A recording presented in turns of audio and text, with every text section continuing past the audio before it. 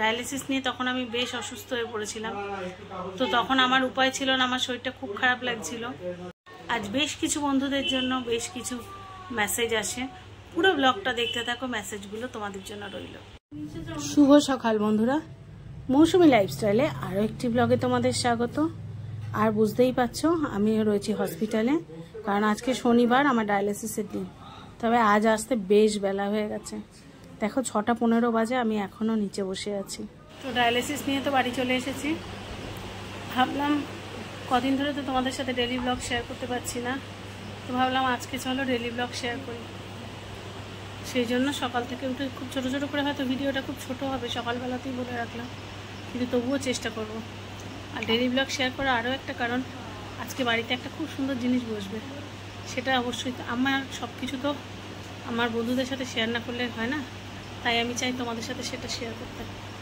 একটা খুব দামি জিনিস কেনা হবে, সেটা অবশ্যই তোমাদের সাথে শেয়ার করব। আর এবং সেটা অত্যন্ত প্রয়োজনীয় বটে। আর যেটা মেইন বলার, আজকে তো গণেশ চতুর্থী, আমার সব বন্ধুদের জানাই শুভ গণেশ চতুর্থী, অনেক অনেক শুভেচ্ছা। আর আমার ঘরেও গণেশ আছে, চলো টুক করে গিয়ে গণেশের পুজো করে আসি। এসে স্নান করে একটু বসেছি, কারণ চোখ মুখ দেখে বুঝতেই পারছো খুবই ক্লান্ত লাগছে। তবে আমি আজকে ডিসাইড করেছি কোনো ক্লান্ত কষ্ট কিচ্ছু বলবো না। যাই হোক, একটু বসে নিয়েছি যাতে মাথা ঘোরাটা একটু কমে। এবার যাব ঠাকুর ঘরে। ঠাকুরঘরটা মা মনে হয় গুছিয়ে রেখেছে, আমি গিয়ে গণেশ পুজো করবো। আর আজকে আমি কেমন করে গণেশ পুজো করছি, অবশ্যই ব্রাহ্মণ ডেকে নয়, নিজে গণেশ পুজো করব, তোমাদের সাথে শেয়ার করব। কারণ ব্রাহ্মণ ডেকে করার মতো পরিস্থিতি আমার নেই, কারণ একটা ব্রাহ্মণ ডেকে করতে গেলে যত নিয়ম করতে হয় এবং যে পরিমাণে ধৈর্য দিতে হয়, সেটা আমার এই মুহূর্তে নেই। একমাত্র এখন ব্রাহ্মণ ডেকে শুধু লক্ষ্মী পুজোটা করি, কারণ ওটা তো সম্ভব না। আমাদের তো কী জানো, মহালক্ষ্মী পুজো, মহালক্ষ্মী পুজো তো অনেক বেশি মানে নিয়মকানুন আছে, ওটা ছাড়া এখন আর কোনো পুজো আর ঠাকুরমশাই দিয়ে পারি না। যাই হোক,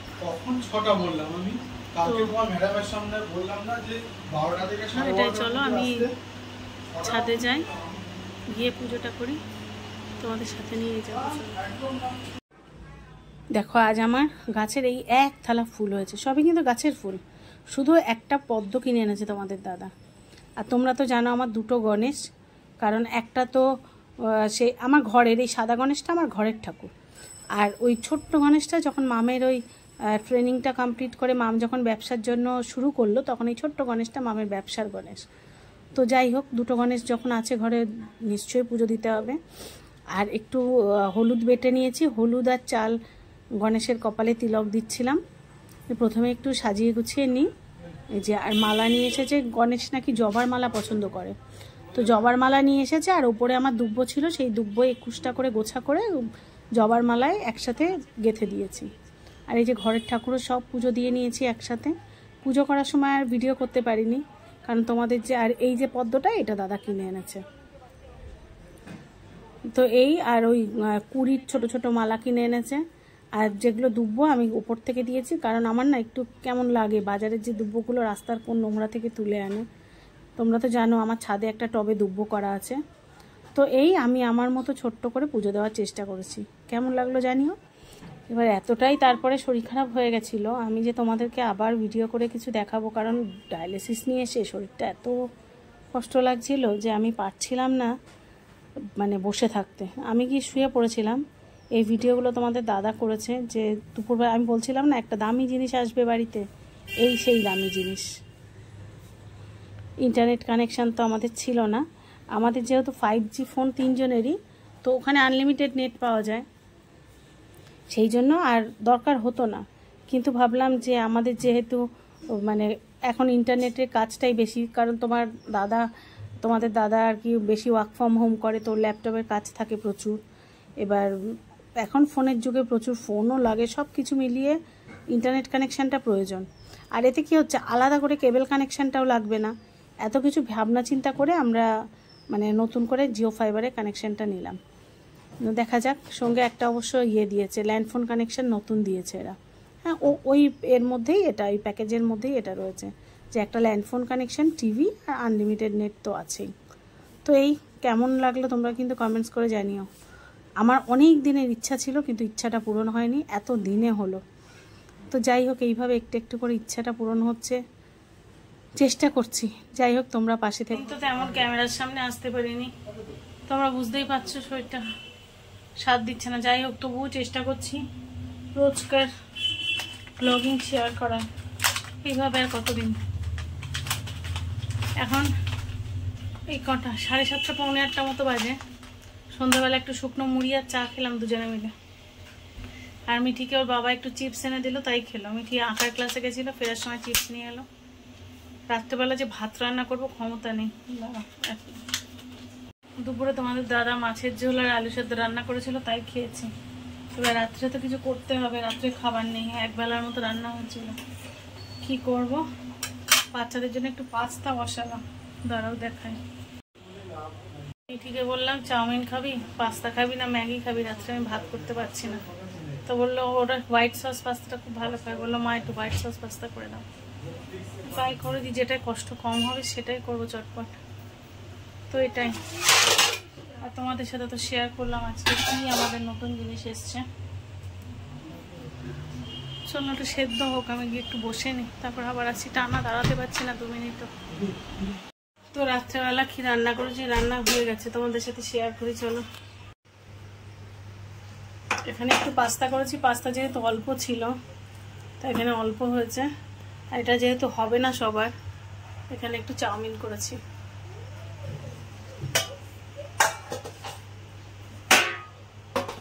রাত্রে যে রান্না করবো, ভাত করতে গেলে তরকারি করতে হবে, ডাল করতে হবে, সবজি করতে হবে, আমার ক্ষমতা নেই।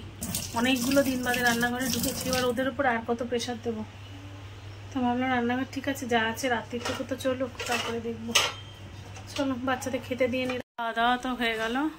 আজকে তো দেখলে যত ব্যাগা, রাত্রে রান্না বান্না কি আর করবো, ওটাই হলো। আর তারপরে একটু আনারস কেটেছিলাম। রাত্রিবেলা জানি ফল খাওয়া উচিত না, তবু সবাই কম বেশি খেয়েছে, কারণ কিছু খেয়ে তো পেটটা ভরাতে হবে না। ওই তো দেখলে ওইটুকু রান্না করেছি 4 জনের। আচ্ছা, আর আমার একজন নতুন বন্ধু ঝুমা দাস, ঝুমাদি নতুন বন্ধু হয়েছে। ঝুমাদির আমার মতো ডায়ালিসিস পেশেন্ট। ঝুমাদি বলছিল যে তুমি ডায়ালিসিস নিতে নিতে আমার ব্লগ দেখো। Thank you Jhumadi. তুমি নিজেও অনেক, মানে আমি তো বুঝতে পারছি আমি একটা ডায়ালিসিস পেশেন্ট, আমি জানি কতটা আমাদের ট্রমার মধ্যে দিয়ে যেতে হয়, কতটা শারীরিক কষ্টের মধ্যে দিয়ে যেতে হয়। তারপরেও তুমি আমার পাশে আছো, আমার বন্ধু হয়েছো, আমার ব্লগ মানে নিয়মিত দেখছো, তার জন্য তোমাকে অনেক অনেক ধন্যবাদ। আজ যখন সকালবেলা ডায়ালিসিস নিয়ে নামছিলাম, আমি অ্যাজ ইউজুয়াল যেমন আমার লিফট থেকে নেবে সামনে যে চেয়ারগুলো থাকে সেখানেই বসে থাকি। তো আজকে ওই নেবে চেয়ারের দিকে আমি দেখলাম, চেয়ারের সামনের দিকে একজন ভদ্রমহিলা বসে আছেন দেখে, আর পাশে আরেকজন অন্য ভদ্রলোক বসে আছেন। তো ওই দাদা ওনার স্ত্রীকে নিয়ে আসেন আর কি ডায়ালিসিস নেওয়াতে। তো আমরা পূর্ব পরিচিত ওই দাদার সাথে। তো উনি, আমি যেই নামলাম, নামার সাথে সাথে যারা আমরা পেশেন্টরা না, বাড়ির লোকেরা সবাই চেনে, তো জায়গা ছেড়ে দেন। তো ওই দাদা আমায় জায়গা ছেড়ে, ওই দাদা সরে গেলেন আর বললো দিদি আপনি বসুন, যেহেতু ডায়ালিসিস নিয়ে নেবেছি। তখন পাশে যিনি বসেছিলেন ভদ্রমহিলা, তিনি দেখে আমায় বলছিলেন মৌসুমিদি না। আমি না অবাক হয়ে গেছি, আমি না মনে করতে পারছি না আমি কোথায় দেখেছি। তখন আমি ভাবছি আমি হয়তো আগে দেখেছি, আমি মনে করতে পারছি না, কারণ আজকাল তো সব ভুলে যাই, কিছুতেই মনে থাকে না। তারপরে যা শুনলাম, শুনে এত আনন্দ লাগলো, ভাবলাম আমার বন্ধুদের সাথে তো এটা শেয়ার না করে থাকাই যায় না। তো সেটা কি, ওই দিদি আমার রোজ ব্লগ দেখেন, আমার ভিডিও দেখেন, উনি আমার একজন সাবস্ক্রাইবার। ওই দিদির বাড়ি হচ্ছে মেদিনীপুরে। তো উনি মেদিনীপুর থেকে এসেছেন, ওনার হাজব্যান্ডের চিকিৎসা চলছে।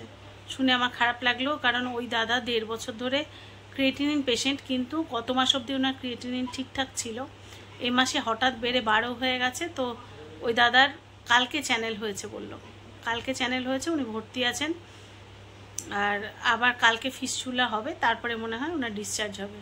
ইন দ্য মিন টাইম একটা ডায়ালিসিস দেবে। তো কালকে ওনার গলায় চ্যানেল হয়েছে। গলায় চ্যানেলটা খুবই কষ্টের।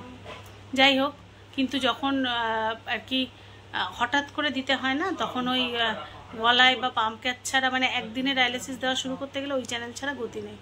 ফিস্চুলাটা একটু আগে থেকে করে রাখতে হয়, কারণ ফিস্চুলার সাথে সাথে হয় না, 1.5-2 মাস লাগে, মানে ফিস্চুলাটা রেডি হয়ে ওখান থেকে ডায়ালিসিস নিতে। তো সেই 1.5-2 মাস কী করবে?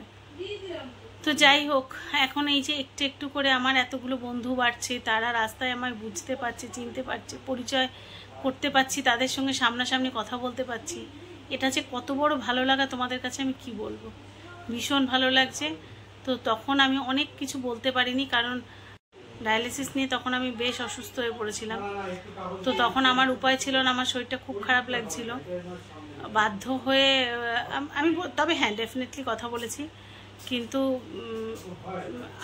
আর একটু বলতে পারলে ভালো হতো। তখন ওই দিদির হাজব্যান্ডেরও আর কি ভিজিটিং আওয়ার্স হয়ে গেছিলো, তো তার জন্য দিদির সাথে ছবি তোলা হয়নি বা তোমাদের সাথে স্ক্রিন শেয়ার করতে পারলাম না।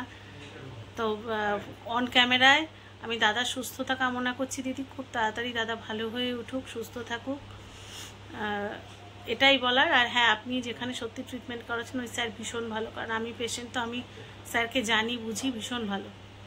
তো এটাই বলার ছিল। আর একজন আমার নতুন বন্ধু মণি মুখার্জি। মণি, তুমি কত বড় একটা সুন্দর কমেন্টস করেছো, তুমি নিজেও মনে হয় জানো না। তুমি আন্টি বলে আমাকে সম্বোধন করছো, পাশে তুমি আমাকে তোমার মায়ের মতো দেখছো, এটা যে কত বড় পাওনা তুমি জানো না। তুমি আমার ছোট্ট মেয়ের মতো, ভালো থেকো। আর তুমি সবসময় আমার জন্য প্রে করছো। আমি জানি যেদিন থেকে তুমি আমার সাবস্ক্রাইবার হয়েছো, তুমি প্রতিদিন আমার মানে ব্লগ দেখো, কমেন্টস করো, তুমি যে আমায় অনেকটাই ভালোবাসো, আমার পাশে আছো। সবচেয়ে বড় কথা, তুমি এটুকু বলেছো যে আন্টি তুমি আমার মমের মতো, এর থেকে বড় কমেন্টস কিছু হতেই পারে না। তো ভালো থেকো, সুস্থ থেকো, এটাই বলি। আমি বেশ কদিন ধরেই তোমাদের কোনো কমেন্টসের রিপ্লাই লিখে লিখে দিতে পারছি না। আমি জানি তোমরা ঠিক বুঝবে আমি কেন পারছি না। কালকের ভিডিওতে তো আমি আসিও নি, মানে পারছি না, উঠতেই পারছি না, খুব কষ্ট হচ্ছে শরীরটা। কাল সারা রাত জেগেছিলাম জানো তো, মানে রাত্রেবেলা কটার সময় হবে, 4:30, মানে 4:15-20 থেকে 4:30-র মধ্যে তখন শুয়েছি। তার আগে বসে বসে একবার ওয়াশরুম যাচ্ছি, একবার চোখে মুখে জল দিচ্ছি, একবার ঘাড়ের ওখানটা গামছা ভিজিয়ে দিচ্ছি, একবার প্রাণায়াম করছি, এই করে রাত কাটিয়েছি। তারপরে ঘুমিয়ে পড়েছি। আজকে 5:25-এ তোমাদের দাদা ডেকেছে, তারপরে উঠে তাই ডায়ালিসিসে গেছি, এতটাই দেরি হয়ে গেছে। তো যাই হোক, সেই জন্য কিন্তু আমি কিন্তু প্রত্যেকের কমেন্টস পড়ছি, শুধু লাভ রিয়াক্ট দিচ্ছি বলে তোমরা ভেবো না যে আমি কমেন্টস কিন্তু পড়ছি না, আমি কিন্তু পড়ছি। আর কমেন্টস পড়ছি বলে পরশু দিনকে সঞ্চিতার একটা কমেন্টস পড়ে আমার খুব কষ্ট লাগলো। সঞ্চিতা, তুমি একা, আমি জানতাম না তোমার পাশের কাছের মানুষটা তোমার জীবন থেকে হারিয়ে গেছে, এটা আমি জানতাম না, আমার খুব খারাপ লাগছিল। আমরা ভাবি না যে আমরা প্রত্যেকে নিজের দুঃখকে অনেক বড় করে দেখি, আমার থেকেও দুঃখী কেউ আছে, তো এটাই সবসময় ভাবা উচিত। তুমি একা একা ভালো থাকার চেষ্টা করো বোন, সবসময় ভালো থেকো। আর তুমি তো আমার খুব কাছেই, তোমার বাড়ি, আশা করি কোনো না কোনো একদিন দেখা হবে। তো আমার জানা নেই, মানে আমাদের এই পরিস্থিতি হয়তো ভগবানই সৃষ্টি করে, মানে কি বলবো, ধরো আজকে এই রোগ, একা থাকা, চলে যাওয়া, এগুলো তো কারোর আমাদের হাতে নেই। তবে যারা থাকবে তাদেরকে তো সুস্থভাবে থাকতে হবে। আমি তাই তোমাকেও বলবো, আমি যে তোমার কাছে তোমার রাম আছে, তুমি তোমার রামকে নিয়ে ভালো থাকো, আর কোনো না কোনো একদিন নিশ্চয়ই দেখা হবে। তো চলো, আজকে খুব ছোট্ট একটা ব্লগ করলাম, ব্লগ করার মতো পরিস্থিতি নেই, তবুও তোমাদের সামনে না এলে আমার ঠিক ভালো লাগে না, তাই ছোট্ট একটা ব্লগ করলাম। আশা করি খুব তাড়াতাড়ি নর্মাল ব্লগ নিয়ে আবার আসতে পারবো। ততক্ষণে সবাই খুব ভালো থেকো, সুস্থ থেকো, দেখা হচ্ছে নতুন ব্লগে। আর যদি কোনো নতুন বন্ধু আমার চ্যানেল ভিজিট করে থাকো, প্লিজ আমার চ্যানেলটা সাবস্ক্রাইব করে পাশে থেকো। আর যদি ব্লগটা একটু ভালো লেগে থাকে, লাইক, কমেন্ট, শেয়ার করে পাশে থেকো। দেখা হচ্ছে নতুন ব্লগে, ততক্ষণের জন্য সবাইকে শুভরাত্রি।